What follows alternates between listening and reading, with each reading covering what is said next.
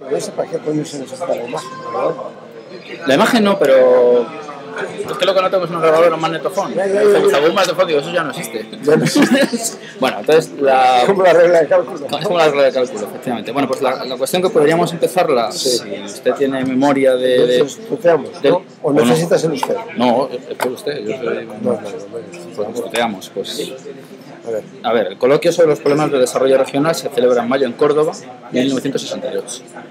¿Qué memoria tenemos de ello? Tengo muy poca memoria de ese acto, porque en ese año precisamente, en el anterior y en el siguiente, reuniones de este tipo las había todos los meses de Zundao, continuamente, siempre estábamos hablando de eso. Yo en aquel momento estaba en el diario en Madrid, había empezado en el diario en Madrid, escribía en la tercera página, que era la de opinión, y escribía precisamente muchas veces sobre los asuntos de desarrollo regional y todo eso. Estaba haciendo el FOESA, el informe FOESA del año 70, se publicó en el año 70, que lo estábamos haciendo, y ahí hay un capítulo muy largo dedicado al desarrollo regional. ¿FOESA significa? Que no lo sé. Fomento de Estudios de Sociología Aplicada. Ajá. Fue una fundación muy influyente, ya no existe, muy influyente, asociada a Cáritas, y que hizo las primeras investigaciones empíricas sociológicas en España. Yo participé en esas investigaciones. Son de esas que hablábamos hace un momento, probablemente, ¿no? Sí, estaba. Y precisamente en el Madrid comentaban muchos datos de desarrollo regional. Por aquel año me parece que también estaba haciendo con un colaborador, Juan Salcedo, un libro sobre el desarrollo de las regiones españolas, el desarrollo industrial de las regiones españolas. O sea que está, como ves, en plena actividad. Estaba incluso colaborando con el Plan de Desarrollo Económico. Estaba Tamames también colaborando con Plan. Es una paradoja, estábamos en la oposición, pero colaboramos con el Plan de Desarrollo. Que también estaba invitado, o está al menos entre la convocatoria, digamos. Sí, seguro que estaba allí. No sé si llegó a ir, pero... Estamos siempre juntos en todas partes.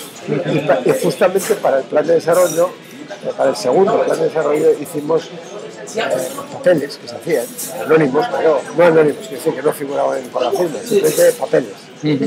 Y desde luego el papel sobre desarrollo regional, desarrollo de las ciudades. Hice también otro libro por aquel entonces, o fue un poco posterior, quizá, 70, 71, sobre las ciudades españolas, la estructura de las ciudades españolas, con otro colaborador, Jaime Martín Moreno. Es decir, que la actividad sobre estas cuestiones era constante. Claro, entonces por ahí pueden venir los tiros de la invitación a participar en... Sí, claro, si yo estaba en esa reunión. ¿No te acuerdas de quién te contacta cómo? Por la vorágine aquella. Imposible. Y de los objetivos del coloquio tampoco por la... Concretamente el coloquio ya, lo siento, pero... Bueno, no pasa nada. Es que no te fijes en un hecho tan intrascendente como este. Claro, no, por eso vamos a pasar a... Es como si fueses un artículo que se publicó en el Jazz sobre esto. Bueno, es intrascendente. Claro. Por eso pasamos entonces a cosas más generales. A ver, a mí me interesa, dado el desarrollo que ha tenido la nación en estos casi 35 años, vamos a pasar entonces. No, 45, perdón. ¿Qué se entendía entonces por desarrollo regional? Es decir, ¿se atisbaban ya los efectos, por ejemplo, que se están viendo ahora de Estado autonómico, de atomización? Es que son cosas muy diferentes, vamos a ver. Primero habría que partir de unas enormes diferencias regionales en España, que es lo que yo estudiaba entonces. Me concentraba en el estudio de las diferencias regionales, que históricamente han sido... inmensas, ¿no? Es que lo mires por donde lo mires, desde el tamaño de los municipios, que en el sur son grandes, en el norte son pequeños, por la reconquista, fíjate, eso viene de la reconquista, hasta Madrid más o menos se hace por el sistema de mesura, es decir, se repartía entre los combatientes, y a partir de Madrid y Toledo se hace por el sistema, digamos, de ya las órdenes militares, los reyes y los nobles hacen la reconquista con soldados, nunca mejor dicho, a sueldo, y ya no reparten nada. El latifundismo ha quedado desde entonces, imagínate. Bueno, no era solo la distribución de la tierra y el tamaño del municipio, no, eran muchas cosas. la educación, la actividad industrial, todo, las enormes diferencias. Y eso es lo que se plantea el plan de desarrollo, por ejemplo. Y por eso inventa lo de los polos de desarrollo, es decir, pues Valladolid o Sevilla o algunos que no eran muy desarrollados, se trataba de concentrar ahí la inversión. Y bueno, algo hizo. La verdad es que el éxito fue escaso, los polos de desarrollo. Y sin embargo, sin proponérselo, a partir de entonces, de una manera más bien espontánea, esas diferencias van reduciéndose. Hoy no nos damos cuenta. Es más, todavía hay gente que cree que las diferencias en España regionales son muy grandes. No, no son muy grandes. O sea, la mortalidad infantil en la Almería es la misma que en Álava. Quiero decir que... Sí, aunque la renta sea diferente. Pero no en Italia. En Italia, mortalidad infantil del norte, de Venecia o de Milán, muy diferente a la de Nápoles. Sí, Nápoles o Calabria, vamos, o Sicilia. O sea, que eso se recondujo, digamos... Así como en Italia no se han reducido las diferencias regionales, pero comparábamos siempre con Italia, era nuestra comparación, ¿no? Pues curiosamente en Italia no se han reducido y en España sí. Otra cosa, parte de las diferencias, y ya entroncamos con el nacionalismo, se producen porque hay dos regiones, el País Vasco y Cataluña, que son las adelantadas en el desarrollo. Sí. Son las primeras que tienen estelares industriales, altos hornos, en fin, las primeros teléfonos, todo eso de lo primero lo tiene el País Vasco y Cataluña, antes que Madrid, ¿no? Incluso las autopistas a los años 60 las tiene antes Barcelona que Madrid. Peajes, claro, eso no lo ven. O sea, que veníamos a Madrid en la carretera y la de Barcelona era autopista, ¿no? Que tenían autopistas. Estaba en Valencia de Barcelona e iba de Valencia a Barcelona en autopista, pero de Valencia a Madrid venía por carreterita. Claro. Hay una diferencia, eso era llamativo porque en París eso no se encontraba en otros países, en la capital estaba mejor comunicada, en España no. Pero eso es histórico. ¿Por qué? ¿Y por qué es histórico? Porque precisamente por el nacionalismo. Porque esas dos regiones tienen una burguesía propia, con conciencia de tal, que no solamente tiene iniciativa industrial, sino que quiere autonomía política. Al principio tímidamente regionalista, luego tímidamente nacionalista y ahora, como veis, independiente. Claro, es que pero en el fondo siempre es lo mismo. Claro, a mí me llamó la atención mucho el cambio que das del análisis del fenómeno catalán en el artículo del 79. Bueno, no ya comparado con el Memorias y Desahogos, sino que en el 81 ya manifiesto de 2013. Claro. ¿Qué pasa? ¿Que tan brusco fue ese cambio? Fue muy brusco. O sea, porque es que yo leyendo esto, bueno, pero Manco de Miguel, ¿cómo puede decir que bueno, que tampoco es para tanto la cosa? Fue muy brusco. Mira, en Cataluña, por ejemplo, Federico Jiménez Lozano soy yo, para citarte dos conocidos que estamos en el manifiesto. Nos fuimos enamorados a Cataluña. Literalmente enamorados porque nos enamoramos.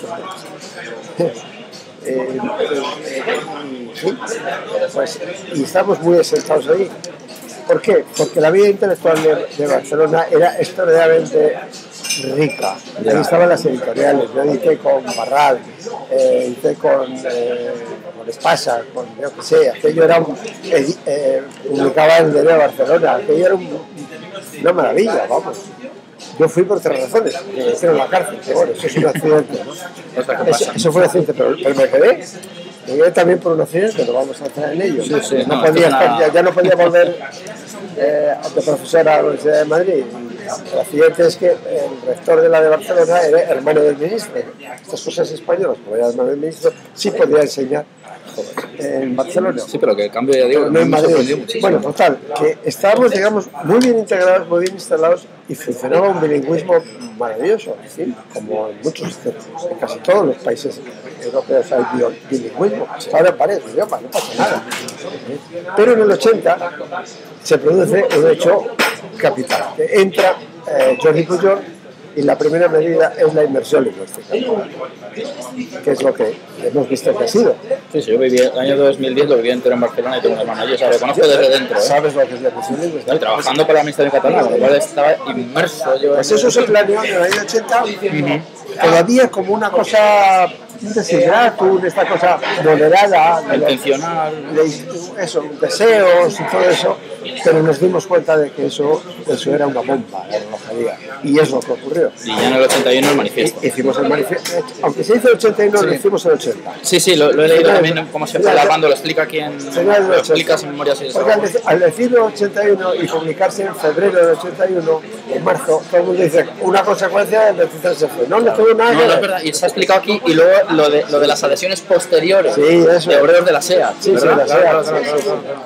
Entonces, porque intuía, los obreros de la SEA lo intuían, lo que les iba a venir encima, claro. Muy bien. Y entonces eso literalmente fue radical porque el estímulo fue radical. Si hubiera continuado como hasta entonces, pues Cataluña era una zona de más libertad, de más todo. Y lo de la autonomía nos parecía excelente, ¿por qué no? No sé, ahora, por ejemplo, pienso que yo creo que las autonomías han sido un fracaso, pero en los años 60 y 70 pensábamos que las autonomías eran un éxito, precisamente porque el peso de la burocracia del Estado central era inmenso en España y sigue siendo. Sí. Y eso implicaba, pues, no sé, un subdesarrollo, un atraso en todos los sentidos, ¿no? Y decíamos, bueno, con la autonomía, con la tesis del Estado más cerca, sí, sonaba, pero luego ha sido una aporía, eso ha sido una trampa. El Estado más cerca ahora resulta que es igual de ineficiente, crea todavía más burocracia inútil. Para ser un fracaso. Para avisar una obra en Cuenca tienes que sacarte una habilitación en el Colegio de Arquitectos de Cuenca y estamos a 1 hora y media de allí, o sea que tampoco es una cosa que la administración sigue estando atomizada, vamos. Bueno, pues entonces vamos a volver un poquito. No, pero mejor así, si por eso quiero grabarlo, para luego tener más distendida la cosa, ¿no? Pero bueno, ya aclarado este término que yo intuía que iban por ahí los tiros, vamos a ver. En este coloquio, aunque no te acuerdes ahora mismo, y en otros varios momentos se alude mucho a François Perroux, un economista francés. Parece ser que era un señor muy interesado en los pueblos de desarrollo. Sí. Fue el inventor de los pueblos de desarrollo. Pero no creo que solo se diluyó, ¿no? Para mí no tenía ninguna trascendencia, pero los pueblos de desarrollo a su vez, ya te digo, como tales no tuvieron demasiado éxito, o tuvieron éxito los que ya estaban semi-industrializados. Por ejemplo, Zaragoza tuvo mucho.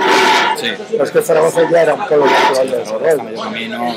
Pero los que no tenían esa base, pues no pudieron. Y sin embargo, por lo que sea, por una especie de, no sé cómo llamarlo, de contagio o algo así, el hecho es que la iniciativa empresarial empezó a surgir en todas las provincias o regiones y hoy en día es así, en todas las regiones hay iniciativa industrial. Sí. Es más, en Cataluña y el País Vasco, y sobre todo en Cataluña, lo que ha habido desde entonces es una decadencia industrial.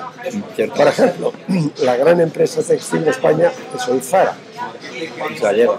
Bueno, ya no es ni gallega, ya es que sí. Bueno, sí es. No, es La Coruña. Pero que ya es una multinacional, vamos. Es una multinacional, opera en todo el mundo, pero está en La Coruña. Sí, es verdad. No tiene nada que ver con la tradición textil catalana. Sí, y además trabajé en Terrassa, que era, digamos, la capital del textil. Exacto. Y Terrassa hoy se dedica a talleres de automóviles, pero no creo que ahí haya mucho textil, ¿no? Sí. Bueno, entonces, en esta época de... Yo me remito a la época, pero vamos y volvemos, ¿eh? Sí. Nos han ido apareciendo algunos nombres, yo los voy soltando a ver qué... Porque uno de los organizadores es Pablo Martí Zaro. Sí, exacto. Este era un tipo muy curioso que organizaba reuniones. Estaba ligado a Dionisio Resdiojo, me parece. Vamos, perfecto. Y entonces se agradecía mucho ese papel, ahora también, pero ha quedado un poco eso. Está vuelto a estar en cierto modo de moda, Resdiojo, está volviendo a citarse en algunos casualmente, o es que yo a lo mejor como me he fijado más lo he oído más. La verdad es que él estudió muchas cosas, fue una cabeza privilegiada. Has leído El escrito en España, lo has leído en su libro. Es un libro fantástico. El que se intuye muchos de los problemas que van a venir. ¿Sabes la historia de Dionisio Resdiojo? Sí, aquí un trozo también. ¿A que no sabes una historia de Dionisio Resdiojo que no se ha publicado nunca? Que Franco lo quiso casar con su hija. Pero imagínate, Dionisio Resdiojo, jovencito, guapo, poeta, que se va a la División Azul. Imagínate, romántico, un héroe romántico. El Lord Byron. No, Lord Byron era feo y estaba cojo. Bueno, pero es un héroe romántico. Sí. Y él me lo contaba, dice, madre mía, si me hubiera casado yo para Carmencita, qué desastre. Y entonces, para ceñirnos a Faro, porque luego vamos a hablar de ese grupo, un poquito de Reloj después. Hace una editorial que se llama Seminarios y Ediciones. Sí. Donde edito yo ahora H también. Bueno, estamos ligados a ese grupo de su Reloj, que es un grupo socialdemócrata, más o menos, muy moderado, claro. Claro, es que y ahora ya vamos a poner como referencia este libro. En este libro de Sergio Vilar, del que podemos hablar, vamos a ver qué podemos decir de él, me ha llamado mucho la atención que él, analizando por regiones y por la clasificación izquierda, centro, derecha, en un altísimo porcentaje, todos ven la solución en el año 68 de los males de España en el socialismo. ¿Qué se entendía por socialismo? Porque no puede ser que Ruy Jiménez entienda por socialismo lo mismo que Ruy Rojo, lo mismo que... ¿Qué se entendía por socialismo? Estábamos todos muy cerca, y digo estábamos porque en el 82 yo voté a Felipe González. Es decir, nos parecía que el socialismo es lo que podía realizar mejor la transición y el socialismo que era Estado de Bienestar, socialdemocracia. Bien es verdad que el estado de bienestar, bueno, aunque hay antecedentes en Maura y en Miguel Primavera, o sea que la cosa de estado de bienestar no se llamaba así. Pero la palabra se inventa en el año 41, 42 en Inglaterra, como sabes. Y allí envía Franco a dos funcionarios, fíjate, en plena guerra mundial. Y Franco a dos funcionarios del Ministerio de Trabajo a que se enteren bien de qué es eso del welfare state, para imponerlo aquí. Sí. Esa historia no se ha escrito, pero es que es verdad. Ya te invito a que la escribas. Quien la sabe bien es Juan Velarde. Tengo en... Porque estaba también invitado, ¿eh? Sí, seguro. ¿Estabas todos? Juan Velarde estuvo en el Ministerio de Trabajo mucho tiempo y por lo tanto se conoce la historia del Ministerio de Trabajo. Y sabe muy bien cómo eso vino de Inglaterra directamente a Girón, nada menos, que es fascista. Pero bueno, en eso coincidían. La idea de que tiene que haber sobre enfermedad, sobre paro, sobre viudez, viudedad. Claro, es que Gustavo Bueno dice, una tesis suya, yo creo bastante plausible, que claro, ante el estado de bienestar soviético habría que contraponer otro estado. Sí, señor, está muy bien visto. Por eso el estado de bienestar, aunque no se llamaba así, empieza con Bismarck en Alemania y Disraeli, los dos conservadores, y en España con Maura. Entonces, fíjate, ¿por qué? Porque entonces lo que se llamaba socialismo era socialismo revolucionario. Sí, pero aquí no puede serlo, aquí no entiendo yo cómo eso. Cuando estábamos en esos años, ni siquiera el comunismo era eso. El comunismo también se disfrazaba de socialdemocracia, era el eurocomunismo. Muy bien. Entonces, claro, entonces ya no tenía nada que ver. Es más, había un partido socialista obrero español en el exilio que no participa en España, no tiene nada que ver. Sí, es que te estás anticipando, perfecto, más fluido, perfecto. Lo que pasa es que le cogen los de Sevilla, los de la tortilla, le cogen la marca y se la apropian. Sí, los de Sevilla con la tortilla, pero... Y ahí ya entramos, vamos avanzando en lo que yo quiero, bueno, los sitios donde quiero llegar. Vamos a ver. Yo por lo que estoy viendo, Múnich, exilio, financiación extranjera. Claro. ¿Qué terceras potencias y por qué intervienen en la transición? Bueno, lo que ya hablan ellos de transición en este libro. ¿Qué terceras y con qué objetivos? Si son políticos, si son económicos, si son ambos, si uno pesa más que otro, ¿qué terceras potencias? Pues es de todo, porque España, hombre, era claro, un gran país, no es Malta, es un país grande. Esa es la cuestión.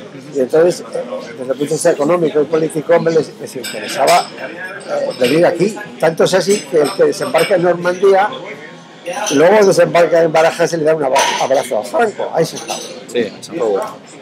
Si fuera Malta, pues no hubiera desembarcado. No, claro. Pero era España. Entonces le interesaba mucho desde el punto de vista económico. Y España pues había sido un país, había sido una cabeza de un imperio, yo que sé. Claro. Estaba en decadencia, pero no era un país cualquiera. No, es que te voy a decir otra cosa de eso del socialismo. Sí. Este socialismo nuevo que surge, aunque claro, históricamente para un historiador dirá, pues es el PSOE de hace 100 años que sigue. ¿No? Hay una ruptura, ¿verdad? Total. Hay un hiato. Un hiato. Se rompe. Bueno, pues, empieza otra cosa. Y entonces, ¿qué es lo que viene? Pues viene un extraño socialismo que es socialdemócrata, por un lado, de imitación de la socialdemocracia, pero con tintes católicos. Que eso no se suele decir, y por eso explica que Luis Jiménez esté ahí, o Peces Barba, que entonces era muy catolicón, o Pedro Altares, que estaba en Cuadernos para el Diablo, pero también escribía en Cuadernos para el Diablo. Cuadernos para el Diablo era una cosa ambivalente entre la democracia cristiana y el socialismo. Como democracia cristiana fracasa, porque era el modelo italiano que creían que aquí iba a triunfar y fue un fracaso. Creían en el modelo italiano. Y ese modelo no triunfó. Cuadernos para el Diálogo tiene estas iniciales. Bueno, sí, es verdad, no había caído. Cristianos demócratas. Qué bueno. O sea, eso estaba claro. Entonces, ¿de dónde viene?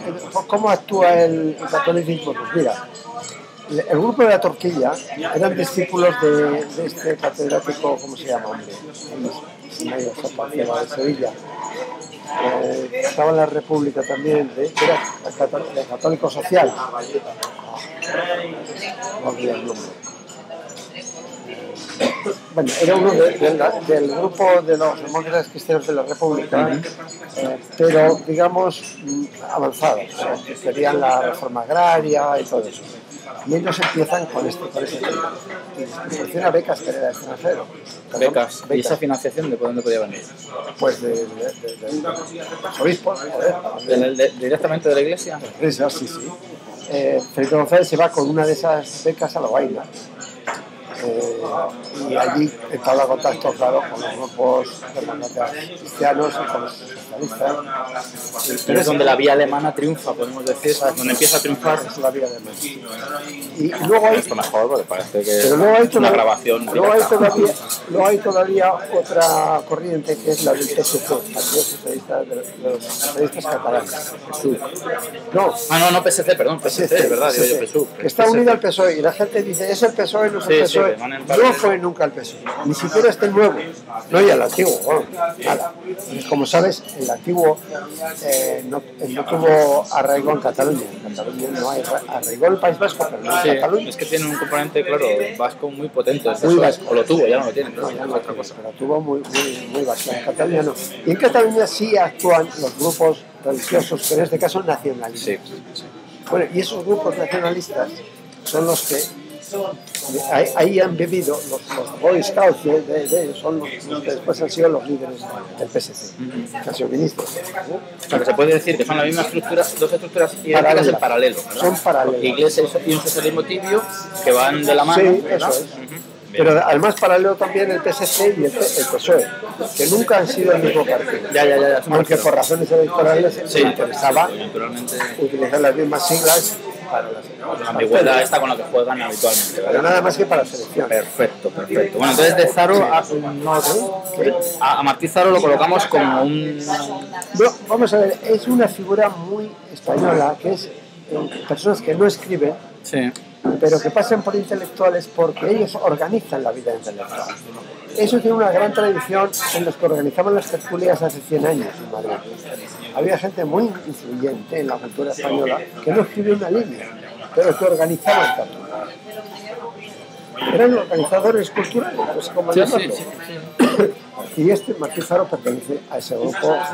Ignacio Camuñas también es uno de esos, que también está ligado a los grupos católicos. Fue ministro de tiene una fundación ahora. Y claro, esta vía ridruejista, la vía ridruejista, la que está vinculada a Martí Zaro, ¿de dónde recibía los apoyos? Estos reciben dinero de Alemania, de todas partes, Estados Unidos, si todos reciben dinero. No, por eso, porque no se sostiene algo así de ahí, ¿no?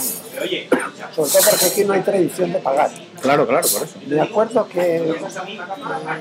¿Cómo se llama este? Joder, mi amnesia esta. Es que hace poco recibí la carta de Jean Luis, lo llamamos Jean Luis, que era uno de estos, socialista moderado. No sé si era del grupo de reloj también. Aramburu, no. Bueno, Aramburu no ha podido escribir. Luis García San Miguel. Luis García San Miguel. Miguel. Te lo encontrarás. Sí, me suena, es que tanto nombre... Bueno, sí, te lo encontrarás, Luis García San Miguel. Pues este también era un organizador cultural de estos. Convendría a lo mejor que hablara yo con él, o a lo mejor él no se murió. Se ha muerto hace poco. Y antes de morir, para ajustar cuentas, me llamó y me dijo, Amando, te devuelvo las 1.000 pesetas que en su día yo se me había olvidado que le había dado 1.000 pesetas. Son esas cosas que te decían, oye, venga, 1.000 pesetas cada uno y así podemos hacer algo. O sea, a lo mejor así era la financiación. Seguro, seguramente. Sí, ¿no? seguro, sí. Pero no era suficiente, es lo que te estaba diciendo. Ajá. No era suficiente, por eso venía dinero del extranjero. Por ejemplo, el PPP, el partido de Don Enrique Sierra, ¿cómo se llamaba? El partido PSP, que era también esto. Que también está muy relacionado con este. Sí, ¿no? Está muy relacionado. Era muy amigo de Niso y de Europa. Era un socialismo también muy extraño, porque no tenía ninguna, ese sí que no tenía ninguna tradición con el socialismo histórico. Era solo de intelectuales, estaban preocupados porque no tenía ningún obrero, ¿sabes? No había manera, nadie conocía a ningún obrero. No tenían cuota de no sé obreros. si Luisón me parece que estaba así con Don Enrique, sí. Estaba haciendo las memorias de Don Enrique Sierra, ahí te cuenta toda esa historia. Tengo que afinar ahí bastante. Recibía mucho dinero. Tierno. Y procedía, asómbrate de Gaddafi. ¿De Gaddafi? Aquí todo el mundo quería meter dinero para... Te voy apuntando, ¿eh? Aquí todo el mundo mandaba dinero de todas partes, de Alemania, de Inglaterra, de Estados Unidos. Tierno financiado por Gaddafi. Entre otros. Tendríamos el grupo de la tortilla esta, con dinero alemán y yanqui, digamos, y bueno, los yanquis se explica por una razón. Aquí lo que tenía fuerza, claro, todos hacíamos cábalas, ¿qué va a mandar aquí? ¿Qué va a pasar? Y entonces, ingenuos de nosotros, decíamos, esto es el modelo italiano, un partido comunista fuerte y una democracia cristiana fuerte. No hubo ninguna de las dos cosas, fue un desastre.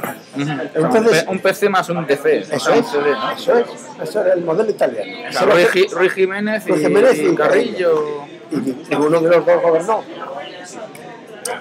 Entonces, ¿qué pasa? Que esas previsiones que se hacen los intelectuales y las escribíamos y todo eso, claro, llegan a la CIA correspondiente o al servicio secreto inglés, a la CIA o al M5 ese inglés. Todas esas publicaciones probablemente la CIA los dijeron y dice, bueno, esto no puede ser. El modelo de un partido comunista fuerte no nos interesa. O sea, digiere esta estructura, propuesta o supuesta. Sí, se la hace suya, digamos. Y entonces dice, ¿qué hay que hacer? ¿Qué hay que hacer? Bueno, financiar una cosa que no existía aquí, que es una tercera vía, que es el Partido Socialista. O sea, la CIA sería quizá... Claro, pero dice, no el PSOE que está exiliado en México, porque esos son revolucionarios norteamericanos. No puede ser. Un nuevo PSOE del inmediato. El que ya está. Ellos se enteran y empiezan y financian.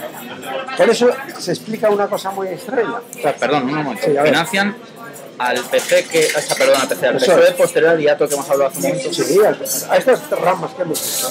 Al de Enrique, al de Sevilla, al de Cataluña y al de Denis Rodríguez. Eran los 4 socialismos que había por ahí, ¿no? Las socialdemocracias que había. ¿Entonces tú crees que la CIA intervinieron los 4?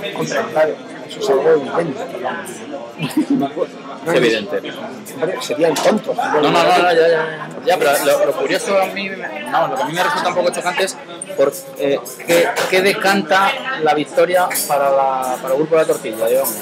¿Cómo que decanta? Sí, ¿qué factor decanta que ellos se conviertan en bueno, que tienen muchos medios, que la gente estaba por una socialdemocracia. Gente nueva, quizá también. Todo el mundo, yo lo voté. No, pero digo, gente nueva, que también porque eran gente nueva, que no era ridrujo que te podía remitir a otras imágenes, ¿puede ser eso? No, pues, se reparten en esas 4 opciones. O sea, la opción del franquismo era muy minoritaria, como se vio después.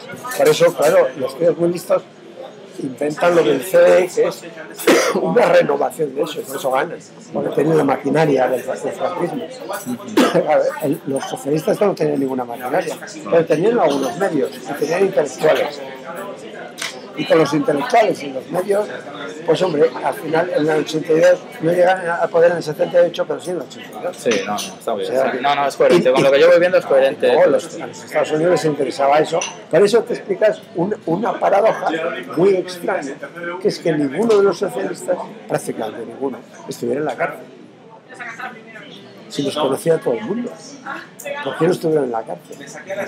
Porque ahí estaba el embajador americano. Oiga, a estos no hay que meterlos en la cárcel. Alfonso Guerra, ninguno de esos pasó por la cárcel. Comunistas sí pasaron por la cárcel. Sí. Hombre, pasó por la cárcel y por la redonda, pero no como socialista, no, por UGT. Sí, es la vida sindical. La vida sindical, por UGT. Hacía huelgas generales, claro, pues, y fue a la cárcel. No, pues está muy bien.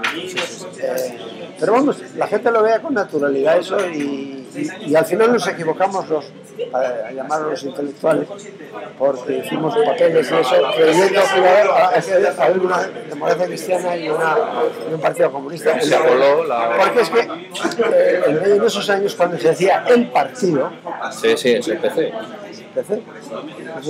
Ningún otro era partido. Sí, con esa estructura visible. En la universidad, por ejemplo, ¿quiénes eran los socialistas? La Asociación Socialista Universitaria, ASU, que eran pues los hijos de los franquistas. Claro. O sea, hijos de jerarcas franquistas, de buenas familias. Entonces, claro, eso sí que no había visto un obrero en su vida. Claro, llamarse socialista, ahí estaban los Bustelo, los Timberland, o sea, grandes apellidos están ahí. Y luego gente muy valiosa, desde luego, algunos han sido ministros y rectores de universidad, en fin, ha sido gente muy valiosa, desde luego. Pero claro, era un socialismo, ¿cómo te voy a decir yo? Y algunos de ellos sí fueron a la cárcel. De salón, digamos. De salón. Vale, pues bueno, la cárcel, por otro lado, yo estuve en la cárcel, era una cosa liviana, o sea, tampoco hay que pensar en las mazmorras de Stalin, ¿no? Era el timbre de gloria casi, ¿verdad? Sí, era un timbre de gloria para mucha gente. Tamás Messi está encantado de estar en la cárcel. A ver si hablo con él y se lo viene está encantado. Bueno, entonces, Martí Zaro, agitador. Julián, agitador. Organizador intelectual, de poner a la gente, reunir a la gente. Sí. Eso era fundamental porque los únicos cuadros que estaban organizados para eso eran los franquistas. Entonces todo lo que no era franquismo estaba muy deslavazado. Julián Borquín. Nada, no lo he llegado a conocer. Ignacio Iglesias, nada. Bueno, entonces podemos hablar un poco de Sergio Vilar, por ejemplo, pues ya que estoy leyendo, porque es una persona para mí un poco ambigua en el sentido de que no se ve muy clara. No se ve muy clara cuál es la intención de este libro, parece decantarse, ya digo, aquí hay dos cosas que aparecen continuamente que me han llamado mucho la atención. Uno es el socialismo, que hemos hablado ya en este momento, y la otra es un concepto que está muy de moda ahora otra vez, que lo ves en catalán, que es la solución siempre que proponen casi todos es federal. Hay que ir a una solución federal, año 68. Esas son palabras vacías. Sí. Siguen siendo.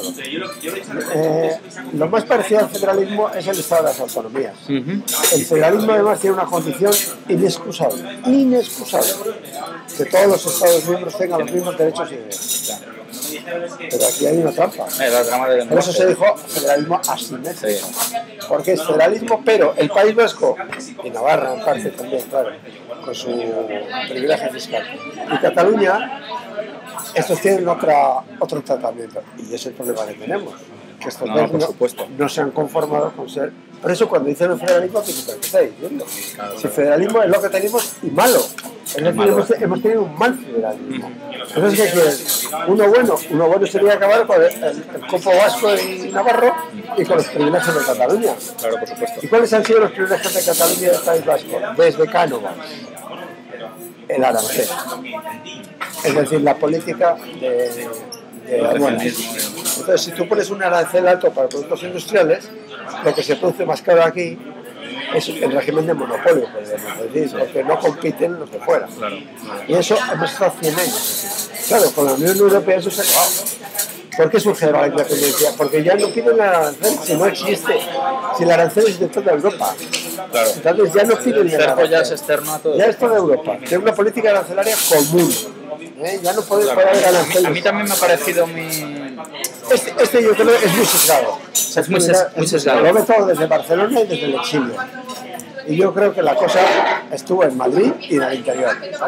Yo tengo una visión muy distinta. A lo mejor hizo eso está muy bien. O sea, tú propones Madrid e interior. Lo que sucedió yo también lo Madrid veo. Y interior. Yo veo que en el interior hay mucho más de lo conforme voy leyendo, mucho más, y lo que me encontraré, conforme lo voy leyendo, hay mucho más movimiento interior.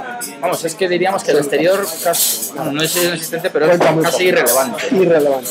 Vale, perfecto. Cuenta muy poco.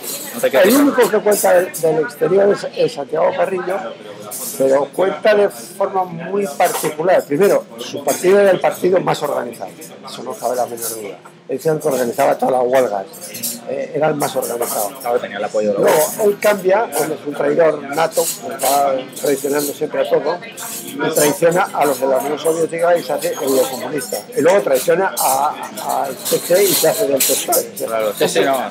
Y a su vez él empezó con el PSOE de jovencito y le traicionó y se hizo comunista. Es tremendo. Y luego, él fue un hombre muy astuto, que fue el que supo congeniar mejor con los franquistas. Es increíble, ¿no? Con Adolfo Suárez. Hay una leyenda de que en los textos, tú verás la leyenda, bueno, la historia falsa, de que Carrillo vino aquí en la peluca, estuvo en la clandestinidad, y pues es mentira. Carrillo lo trae Adolfo Suárez. Como vía suave, un comunismo muy suave, asimilado. Claro, dice, si traemos este eurocomunismo aquí, mis rivales ahora van a ser los socialistas. Hace lo contrario de lo que hizo la CIA. Él propugna ayudar a Carrillo para que no se lo coma el socialismo. Y tuvo razón porque se lo comió el socialismo en el año 82. Mira, detrás... no, estamos más allá. ¿Tú sabes dónde está el Ministerio del Interior? Sí. Detrás hay un chaletito. Ese chaletito es del CSIC. En ese chaletito estuvo viviendo Carrillo. No es mala vivienda, ¿verdad? Y pagado por el CSIC.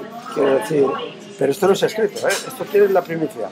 No, la primicia. Yo lo puedo contar ahora porque está grabado. Está grabado, gente de la CIA, yo también. Está grabado. Bueno, y entonces otra cosa que me ha llamado la atención. Sí. Año 68, ya digo. Pero perdona, a pesar de eso, al final el UCD se desgrega y Carrillo no triunfa. Es decir, pero el PC tampoco. Pero el PSOE sí. No, pero el PC, quiero decir que no, el una de las vías, el PC las vías fuertes que se quedó siempre minoritario. Claro. Por lo tanto, en esa exclusión, ¿qué queda? El PSOE. El PSOE que se comió todo. El PSOE estuvo 20 años en el poder. Claro. Y entonces, otra cosa que me ha llamado la atención también, a ver qué exclusiva me das. No se cita en ningún momento la vía monárquica aquí, ni por la derecha ni por la... Bueno, un poquito... Pues ese es el error, como digo, de verlo todo desde Barcelona y desde el exterior. Donde ahí no había ¿Vilar cómo lo catalogarías ideológicamente? Bueno, es un hombre de izquierdas, pero muy legado a los grupos del exterior y a los grupos de Barcelona. Claro, es que es una visión... Esa visión a mí me parece que es... ¿Sabes que fue secretario de CELA? Sí, bueno, Vidal Benito fue secretario de Escrivá de Balaguer. ¿Ah, sí? Sí. Eso lo voy a apuntar. El primer secretario que tuvo Escrivá de Balaguer fue Pepín Vidal. Pepín Vidal, que escribió muy poco, fue otro de los organizadores intelectuales. Quizá el más ¿cómo diría yo? El más exitoso. Él creó un tinglado que se llamó CEISA. ¿CEISA cómo suena? Centro de Investigaciones. Bueno, la Escuela de Sociología Libre. CEISA, no sé por qué se llama CEISA. Centro de Estudios. Vale, se les daban siempre unas siglas a los registros. Sí, tiene un nombre así muy. Porque veo que estáis entrevistas. Sí. Muy bien, amigo. Bueno, hemos empezado con sonrisa, vamos a ver cómo vamos. Las lágrimas. Venga. No te quiero quitar mucho tiempo. No, estamos con qué. Con Vidal Benito. Sí, Vidal Benito. Yo tuve mucha relación con él, mucha. Que era un hombre muy íntima. Él organizó CEISA y muchas reuniones de esas que me dice las organizaba Pepín Vidal. Era el gran organizador. Este era hijo de un gran terrateniente de Valencia, un hombre riquísimo. Y sin embargo, claro, es compatible, era un hombre de izquierda. Muy de izquierda. Formado en Francia, políglota. Digo políglota porque es que en España los políticos nunca han sabido de Europa. Eso no sin saber, ¿verdad? Y continúa sin saber. Y este era políglota perfecto. Decía siempre, Me cacho en la madre, el peor idioma que hablo es el valenciano. Bueno, entonces... Bueno, no, escucha. Sí. Estábamos con Pepín Vidal. Pepín Vidal aglutina muchas de estas fuerzas. Él es amigo de todos estos que hemos dicho. Pepín Vidal es la cabeza. Escribe poco, pero ya digo que estos que organizan escriben poco. Que además lo has escrito en otro artículo que tengo tuyo, que lo he cogido de una revista americana, sobre las diferencias entre intelectuales españoles y americanos, que aquí escriben poco. Sí, lo señalas muy a fondo. Sí. Son ágrafos que llaman. Son ágrafos. A Carlos Ollero, por ejemplo, lo llamaba a él personalmente ágrafo. Carlos Ollero fue una de las personas que influyó más en la Constitución, aunque no se diga. Carlos Ollero, la Constitución del 12. Era muy amigo de Tierno, de Fraga, estaba en el Instituto de Estudios Políticos. Muchos de estos estaban en el Instituto de Estudios Políticos, y es muy curioso. Ahí estaba, por ejemplo, que fue director del Instituto de Estudios del Tribunal Constitucional, Jiménez Parga. Estaba en el Instituto de Estudios Políticos. Ahí yo estaba de alumno, lo tuve de profesor en el instituto, y eso era una cosa que dependía del movimiento, imagínate, las 5 flechas. Y ahí estaba Jiménez Parga. ¿En el instituto, perdón? Instituto de Estudios Políticos, que ha desaparecido. Se transformó en el Instituto de Estudios Constitucionales, que se llama ahora.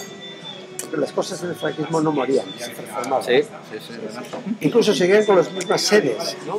Claro, hombre, Sí. Ahí está enfrente el Instituto de Estudios de Juventud, no sé cómo se llama, que era donde se unieron Falange Española y las Jones, porque era el chalet del tío de José Antonio Primo Rivera. O sea, ¿cómo ves? Todo está relacionado. Claro, por eso es que se necesita un testigo. Claro, pero hay que interno. Pero es que las cosas que tú estás diciendo suceden en Madrid fundamentalmente, quizá en Sevilla o en Bilbao, pero en Barcelona poco. Pues en Barcelona suceden sus cosas, sus PSC y sus cosas, ¿no?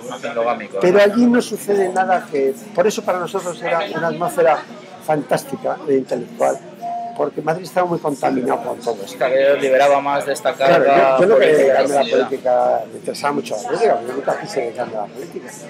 Y a ese tipo de personas nos interesaba más Barcelona que Madrid, porque la ciudad de Madrid era agobiante, ¿no? Yo daba clases en Feixa y era agobiante, porque estábamos con día reuniones de conciliábulos. Qué bien, qué información muy buena. A ver, que ya no sé qué más preguntarte. Bueno, vamos a ver, también me ha salido por ahí, aparte que ya te he preguntado Matizaro, Vilar, el Perrux que bueno, parece ser que era una especie de asesor, impulsor de polos. Ridruejo, no sé si quieres contarme algo más de Ridruejo. Ridruejo tienes que leer El Escrito de España, que es un libro maravilloso. Sí, lo tengo pendiente. Maravilloso. Te preguntaría por un señor que también está en algunos papeles que he visto, se llama Jorge Pujol. Jordi Pujol. ¿Cómo es posible que estuviera tan involucrado en aquella época y sin que se dieran cuenta muchos de ellos lo que estaba incubando? Yo creo que fue poco a poco. Él no nació nacionalista, yo creo. Era Jorge Pujol. Claro, por eso digo, es que digo Jorge Pujol. Fíjate, qué detalle, en la promoción de alféreces universitarios, ¿Perdón? De alféreces de las milicias universitarias, el Pujol fue el número 1, que lo ha escondido en su currículum. Como yo he tenido muchas noticias que no están en los libros. Para ser número 1 en los años 50 de alféreces, tenías que no tener mácula ninguna. Claro. Vamos. Sí, porque estamos hablando de una época muy inicial. O sea, yo ya tenía mácula, imagínate. Yo tenía mácula. Tuve un tribunal militar y me condenaron.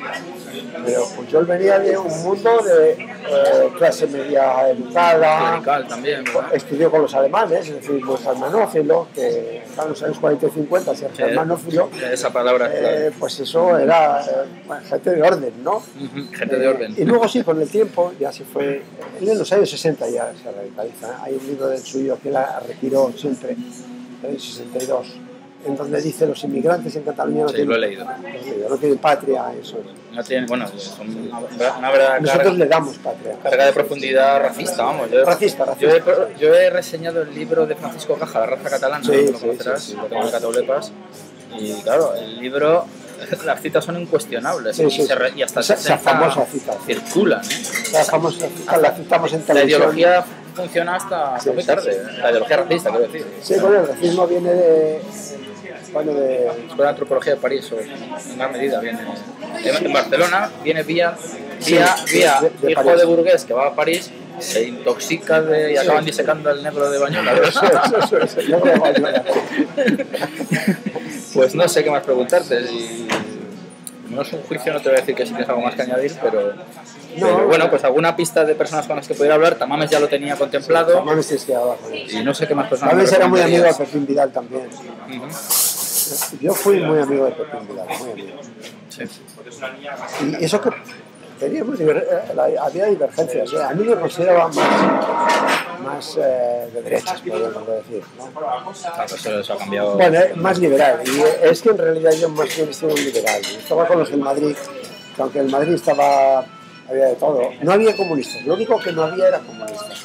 Pero sí había socialistas. En Madrid. En el periódico Madrid. Ah, en el periódico Madrid. Sí, eso fue un grupo clave. Eso también era. O sea, tengo que ir a la hemeroteca y mirar el periódico Madrid, seguramente. Madrid es fundamental. Es fundamental. Lo necesito mirar bien, ¿verdad? Oh, es fundamental. Hay una fundación que puede que tengan cosas, Fundación Diario de Madrid. Ah, tiene todos los archivos. Miraré de todas formas a ver si está digitalizado, porque eso te agiliza muchísimo. Yo que soy un gran consumidor de hemeroteca digital, porque es una verdadera mina. Claro. Pues ahí se reúne en el periódico Madrid. Pero claro, es todo muy oral, porque yo tengo un librito con Antonio Fontán, que publicamos algunos artículos, pero casi todo está muerto en las hemerotecas, o era oral. Quiero decir claro, que, por ejemplo, el periódico Madrid, ¿qué era? Bueno, pues un periódico liberal, más o menos, partidario de que tenía que haber una democracia, que juntaba a todo el mundo menos comunistas, porque estaba dirigido por Antonio Fontán, que era del Opus, pero un Opus y monárquico, muy antifranquista. Y eso, estaba más cerca de ese grupo. Pero luego casi todos acabaron en UCD, la mayoría. Algunos en el PSOE como Peces Vargas, el abogado de... Claro, es que da la sensación de que, claro, la figura de un dictador que siempre va ligada a la persona corpórea que tiene que morir, parece como que todo el mundo empezaba ya a planear ese post-Franco, la figura, efectivamente, y entonces eso explicaría en gran medida que haya tantas corrientes diferentes. Claro. Y además explica otra cosa, vamos a ver, ¿por qué se hizo con tanto éxito la transición? Pues la transición se hizo porque se empezó en el año 60. Sí. Claro, esa es la explicación. Sí. O sea, la década de los 60 es la auténtica década de la transición. Cierto. Y aquí, y en documentos de estos, bueno, aquí citan la palabra transición, pero con toda naturalidad. Y esto está hecho en el 60. La palabra es de los años 60. Sí.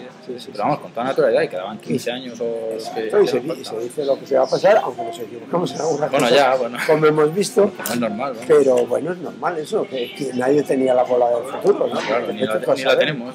Es que, claro, en España en esos años 60 se transforma de una sociedad rural tradicional a una sociedad industrializada bastante avanzada, en solo 15 años. Coño, eso no lo habéis experimentado más que Japón e Italia y ningún otro país del mundo. Y claro, Japón e Italia habían tenido el plan Marshall o el equivalente, habían tenido ayuda norteamericana, pero España no tuvo ayuda. Bueno, ya en los 60 sí viene la ayuda de... Pero aquí era una ayuda, como esta que hemos dicho de la CIA, los partidos, pero eran cuatro cuartos, no creas que eran millones. Y luego la ayuda norteamericana era...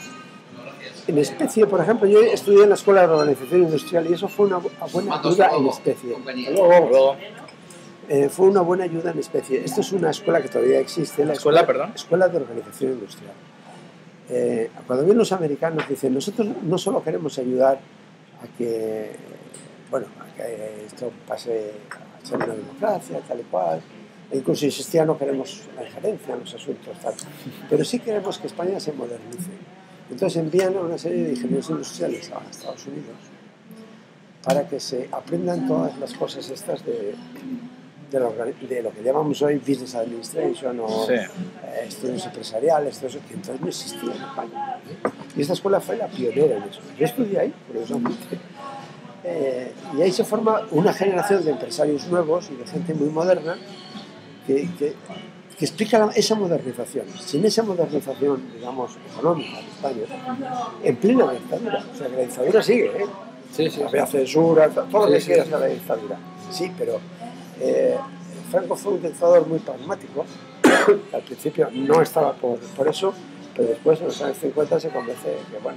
El mito del progreso, probablemente, ¿verdad? El progreso capitalista, o sea, se convierte a eso, ¿no? Y en cambio, otros dictadores tradicionales como Oliveira y Salazar, que era su amigo, pues no. Por ejemplo, Salazar no admitió la Coca-Cola como ejemplo de posición anticapitalista. Claro, eso es una vida que pervierte mucho como, a la juventud. Como los chinos, me parece, de Mao tampoco admitieron la Coca-Cola. Es decir, que era una actitud anticapitalista que llegaba a estos extremos. Pero Franco es verdad. No admitir la Coca-Cola, o ni se le ocurrió. Fue al revés. Es al revés.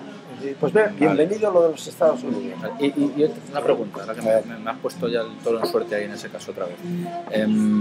¿Tú crees que estas ayudas externas de las que estás hablando potencian los regionalismos en su momento?